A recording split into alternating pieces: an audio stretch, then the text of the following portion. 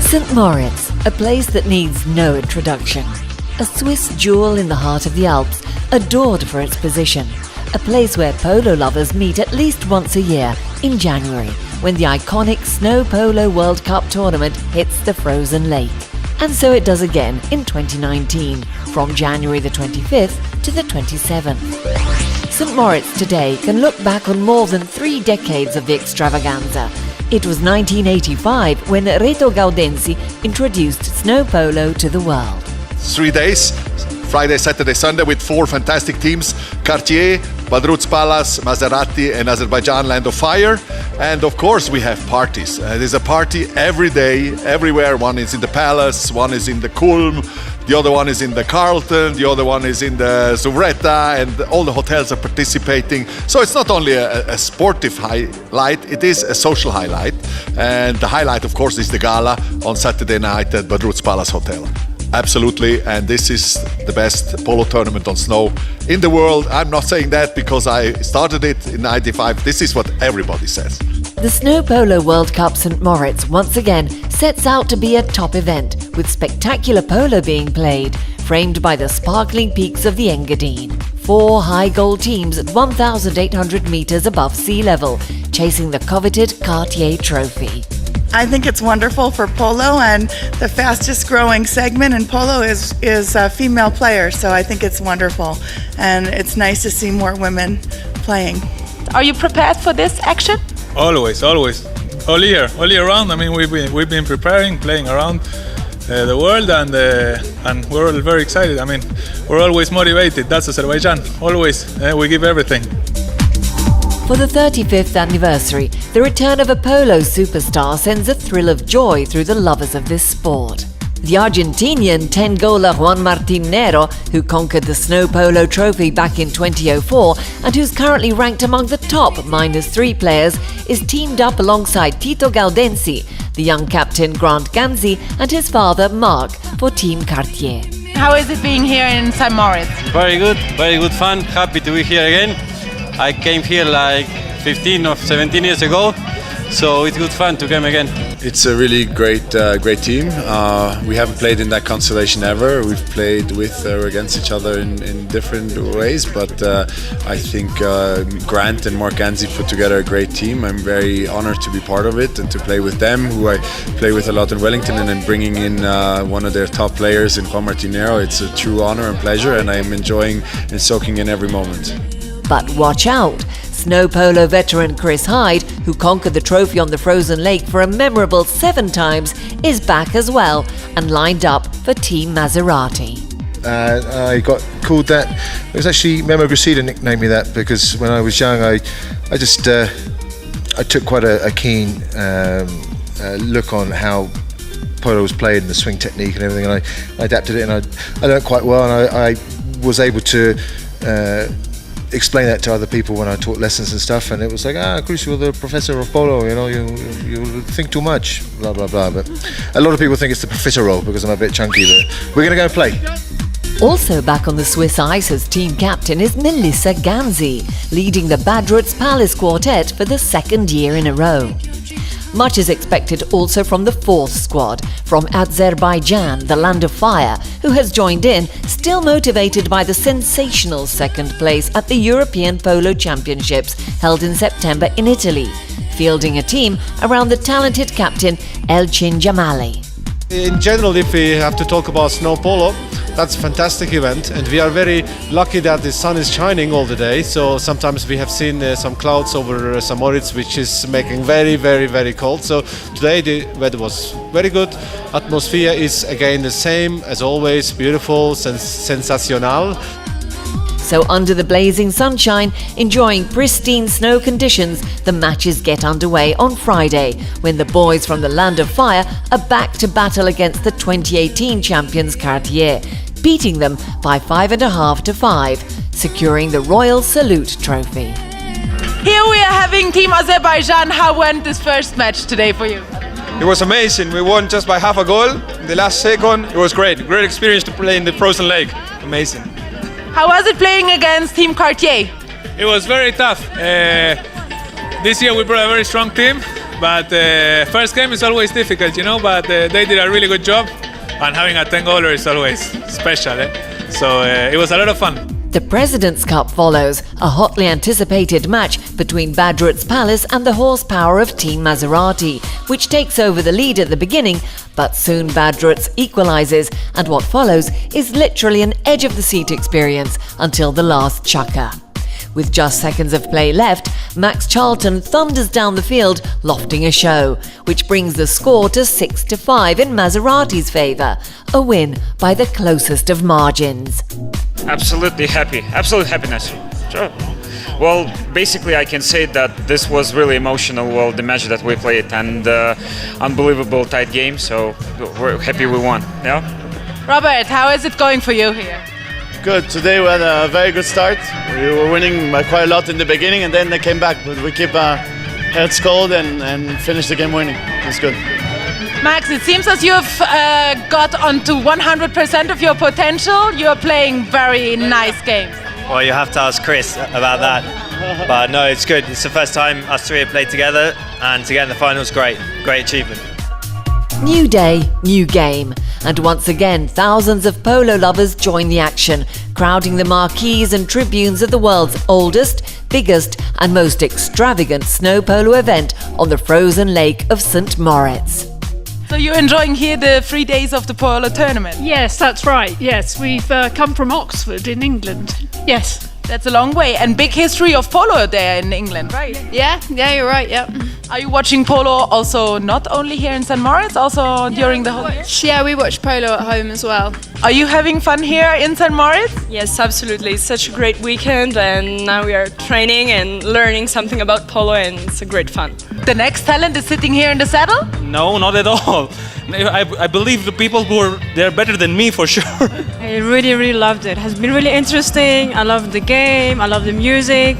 The vibe is really lovely. Also, Annelies is here for the Snow Polo World Cup in St. Moritz, but she already knows the cup, right? You have been here already for several times. Yeah, exactly. I've been many times here, and it's always wonderful. I mean, there's no wonder it's the top of the world. But horses are horses, and so you came also to St. Moritz, right? Exactly. This is really a surprise because I had never been in St. Moritz before. And to be honest, I was 25 years in Aachen, and I got a present from our advisory board, a weekend St. Moritz, so it's great.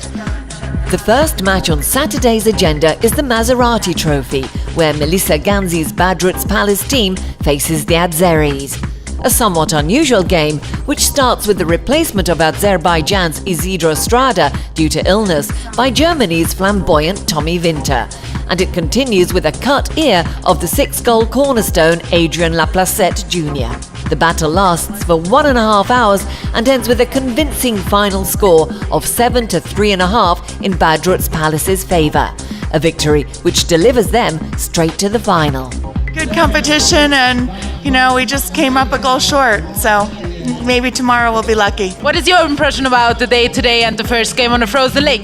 It was my first time. I think the game was great. We play well. We lose but I'm happy to be here. I want to say thank you to Melissa from the Ganzi family, and we're going to win tomorrow. You're going to play tomorrow against Team Azerbaijan. You have seen them playing today. They are very strong. What's your plan? I won't tell you, because if they see this show, they will know what the plan is. No, the plan is to try and go and score more goals than them and try to play strong like they do and win. After enjoying a flute of Perrier-Jouet champagne and some fine alpine and international delicacies, the sparkling snow polo action continues with the hotly anticipated second game of the day, the Deutsche Bank Wealth Management Challenge, where the Red Devils, Team Cartier, join the battle with Team Maserati.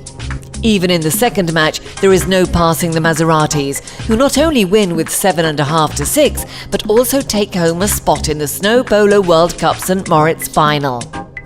With this, the second day of the iconic tournament comes to a close, but there is one question buzzing around. Will Melissa Ganzi become the first female player to win the Snow Polo World Cup, or will Chris Hyde secure his 8th title on the frozen lake? The answer comes after enjoying the dazzling Baku Moritz Gala night. Have you also been on the lake to watch the polo games? Yes, I did. I'm here with La Martina, the host, and it was my first time in St. Moritz at Snow Polo. I've been to Kitzbühel to Snow Polo, but yeah, it was my first time here, and I love it. It's awesome. As the sun rises once again high over the Piz Rosac on Sunday morning, the time is right for the last two matches of the 35th edition of the greatest snow polo event in the world. For one last time, the ponies will thunder up and down the frozen lake of St. Moritz, kicking up swirls of twinkling snow dust. But before, the action gets underway in the battle for 2019's third place, the Subsidiary final, Cartier versus the boys from the Land of Fire. The Sardachi cavalry team from Azerbaijan has set a surprise for the audience. Indeed, as snow starts to fall gently, the fierce battle in the La Martina Cup gets underway, witnessing the team of the Land of Fire scoring a surprising total of 5-0, shutting down the efforts of the rival red shirts. Land on fire and the team on fire. Hello, thank you very much. It was amazing. We had a lot of fun. Like you said, today we were on fire. Everything worked. We scored many goals. Couldn't be happier. Couldn't be happier. Tommy Winter, how was this game for you, this last match? Hell of an experience. Great fun to play out here on the lake. It started snowing in between, so it made conditions even more interesting. But it was an amazing game, and it's an amazing experience. You were a little injured yesterday. Today you came back and you were in full swing. Yeah. Yesterday I had to leave the field. I was very upset because I wanted to keep playing, but it was better for my health that I went to hospital. But today I felt very strong. So yeah, I'm happy. I'm back. La Martina Cup, you scored 5 goals today. How was it for you? It is amazing. I have amazing teams. Thomas Winter, Agustin Kranhaus, Adrian Leplacet. We won really good game. I am so happy we won for our countries. At this point, only one match is left, the Cartier Trophy. Team Maserati, which last won the trophy in 2016, versus Badrut's Palace, captained by Melissa Ganzi. An epic battle that reflects the fierce challenges of the days before. The teams are equally matched in handicaps. However, the Argentinian maestro and 8-goaler Alejandro Novillo Estrada soon delivers a series of successful attacks, notching up goal after goal, neutralizing the best efforts of the combative advances of Maserati's most dangerous duo, 7-times winner Chris Hyde and Max Charlton. Some drama enriches the action, first as Novillo Estrada is knocked to the ground by Charlton's stick, but he's soon back up. Then Alfredo Bigatti's horse comes down after a ride-off and the Prof Hyde is unable to continue due to a nerve injury. At the beginning of the fourth chukker, the scoreboard confirms 7-3 in Badrut's favour, although Maserati remains on the offensive, trying to even the scoreboard, but to no avail. The tribunes are roaring, history is in the making. For the first time in the 35-year history of the Snow Polo World Cup, Team Badrut's Palace, with a woman in charge to boot, conquers the sublime Cartier Trophy. Alejandro, you scored 6 of the 7 goals today. How are you feeling? Well, extremely happy. I knew I scored a few goals, but I didn't know that many. So the team played amazing, and we had a great game. Melissa, the first woman to win here at the Snow Polo World Cup St. Moritz. You must feel like the queen of everything. Absolutely, it's an amazing feeling, and I'm super proud of my team and happy to represent Badrut's Palace. Mr. Leuenberger, you're the managing director of the Badrut's Palace, one of the most important hotels here in St. Moritz. How are you feeling about this amazing victory today? Well, it took us 35 years, but we made it. And with this team, I'm super excited. You all played fantastic. And already yesterday we got a preview, and today you just brought it home. So thank you very much again to the whole team. Thank you. How did you live this Snow Polo World Cup? Amazing. I think that today we play amazing as a team, and I'm really happy. We came here for this, and I'm really happy. And for you, in English or in Spanish or whatever you want, just some words. Spanish, ¿eh? Algo en español. Nada, la verdad muy contento y le doy gracias a Melissa, Alejandro y a Alfredo y bueno, a él por todo y una gran emoción estar acá. Alejandro Novillo Estrada is acknowledged as the most valuable player, whilst the Polo Times Best Playing Pony Award goes to Pantera, played by Alejandro Novillo Estrada in the fourth chukker. Unsurprisingly, the best playing patron is awarded to Melissa Ganzi. All expectations are surpassed, and the 5 times winner of the tournament and organiser of the greatest snow polo event on earth, Reto Gaudenzi, looks back with satisfaction on the accomplishment once again. We've now joined the godfather of polo, Mr. Reto Gaudenzi, who introduced this extravaganza in 1985, and we can now look back on 35 editions of pure success. Yes, and it's fantastic. You know, we had many good years, and it was always fun. It was always special, and always great.